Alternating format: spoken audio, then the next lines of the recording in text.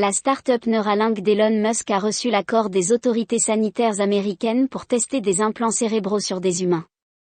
Il s'agit d'implants connectés à des ordinateurs qui permettraient à leurs utilisateurs de communiquer par la pensée avec un ordinateur. À première vue, cela peut paraître comme étant une bonne idée pour des personnes paraplégiques par exemple, ce qui leur permettrait de gagner en autonomie.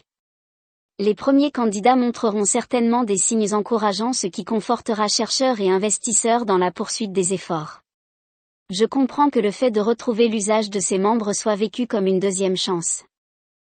En réalité, Elon Musk n'est pas le premier à y avoir pensé, car nombreux sont ceux qui ont tenté l'expérience dans le passé. Exemple, en 2010, un jeune homme, Jan Burkhardt, s'étant brisé le cou à la suite d'une activité nautique, s'est retrouvé paralysé. C'est sans hésiter qu'il avait accepté de participer à une expérimentation qui consistait à implanter une puce dans son cerveau, lui permettant de retrouver l'usage de ses mains. C'est par la pensée que le jeune homme était censé communiquer avec cette puce par le biais d'un ordinateur. L'expérience fut un succès après de nombreux exercices. Référence, Atlantico News. Grâce à une puce électronique, un tétraplégique retrouve l'usage de son bras. Lorsque l'on voit cela, c'est forcément encourageant et porteur d'espoir. Qui ne souhaiterait pas retrouver l'usage de ses membres s'il devait les perdre?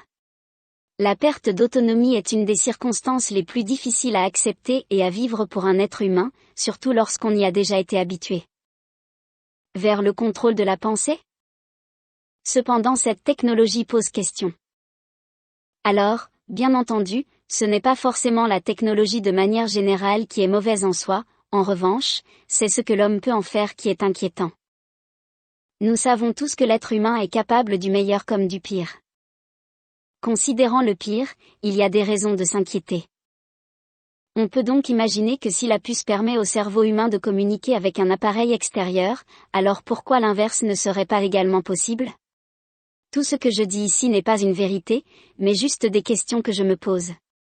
Avec une telle puce dans notre cerveau, nous ne serons peut-être plus des humains avec notre propre identité, nos propres capacités, notre propre imagination, mais peu à peu des humanoïdes? Prenons l'exemple de nos téléphones portables qui nous permettent de rester connectés à tout moment, une avancée fantastique. Nos téléphones fonctionnent avec une puce dans laquelle nos informations sont stockées. Cette même puce permet de rester connectés par le biais d'un réseau. Le téléphone va nous permettre également de télécharger des applications, qui une fois installées sur notre appareil, peuvent avoir accès à certaines informations personnelles, telles que nos contacts, nos photos, notre localisation, etc. Savoir lire dans la pensée de l'autre a toujours été un sujet de recherche dans le domaine scientifique. Je cite l'extrait d'un article paru dans le journaldemontréal.com. Une équipe de chercheurs de l'Université du Texas pourrait être sur la bonne voie pour développer une technologie permettant de lire dans les pensées, en traduisant l'activité cérébrale en mots, grâce à l'intelligence artificielle, a rapporté CNN mardi. Le premier objectif est bien évidemment de permettre à une personne incapable de communiquer, de pouvoir s'exprimer. Pour revenir à l'idée du téléphone, si celui-ci est connecté, il s'expose à des attaques virales, et si un corps étranger connecté est implanté dans un cerveau, il pourrait en toute logique être de la même manière infiltré. Si aujourd'hui vous pouvez laisser votre téléphone à la maison, chose que nous ne faisons pas forcément, demain, une puce sera avec vous en permanence.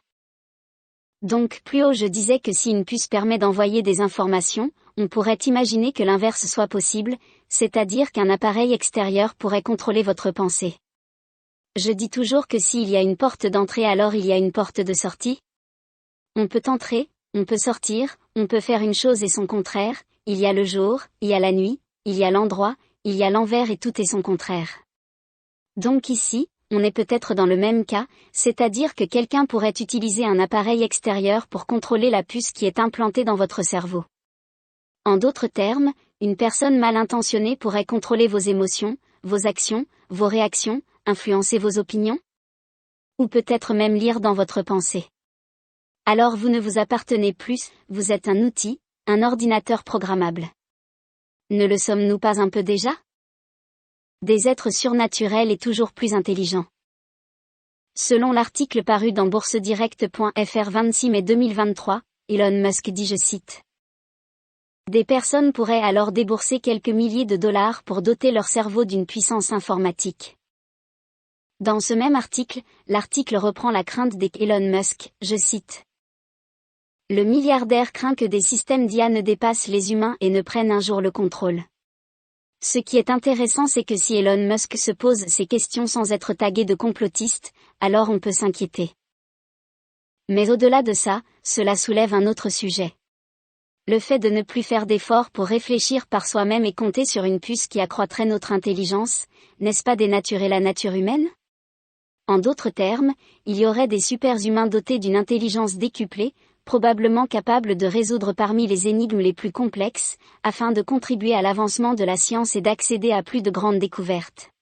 Et là, on se croirait dans de la science-fiction, mais peut-être que cela sera bientôt réel. On a plus ou moins tous vu des films de science-fiction. Des films où des robots cherchaient à prendre le contrôle sur les êtres humains parce qu'ils avaient acquis une intelligence incomparable. Je pense notamment au film iRobot avec Will Smith, où en 2035, des robots hyper intelligents ont pour mission de protéger les humains. Dans le lot, un robot défaillant qui élimine son créateur, a pour objectif de soumettre l'humanité. Alors pour nous, ça reste de la science-fiction, mais il faut savoir qu'il y avait des gens à l'époque qui réfléchissaient déjà sur ce sujet et c'est peut-être la société de demain qui nous attend. C'est-à-dire une société qui est déjà aujourd'hui connectée, mais qui le sera encore plus dans les prochaines années. Un monde hyper-cartésien où sentiments et émotions disparaissent au profit d'un monde manipulé et manipulable. L'intelligence artificielle ou l'IA est ni plus ni moins la technologie de demain. On a tous déjà chez nous au moins un appareil connecté. Certains ont même des maisons connectées où il est possible de donner des ordres à distance. Alors voyez-vous, ça me fait penser à cette puce. Un monde où des super-intelligents domineraient sur des humains contrôlables et malléables. Vous me direz que cela existe déjà aujourd'hui, mais la différence est que, dans ce cas présent, une personne ou un programme pourrait vous soumettre contre votre propre volonté. Car on peut imaginer que chaque individu serait doté d'une puce avec des fonctions intégrées variables, du plus basique au plus complexe. Avec cette puce, quel que soit l'endroit où vous vous trouvez, tout comme avec votre téléphone, vous êtes localisable. On pourrait éventuellement communiquer avec vous par le moyen de la technologie sans fil. Tout comme avec la maison connectée. Comme l'homme n'est évidemment pas toujours sain d'esprit, imaginons que l'on se serve de vous pour commettre des actes contre votre volonté, votre réelle volonté. En gros, cela pourrait soit permettre à un être humain quelconque, d'acquérir une intelligence surdimensionnée et de l'utiliser pour le meilleur comme pour le pire, pour nuire à autrui, pour contrôler et soumettre. Ce qui est certain c'est que, pour ceux qui croient, et qui ont la foi, il est évident qu'aucune personne au monde aussi intelligente soit-elle, ne pourra comprendre l'infini, ni même y accéder. Ce secret est bien gardé de tous, et peut-être que lorsque nous serons passés de l'autre côté, nous comprendrons enfin le pourquoi de toute chose.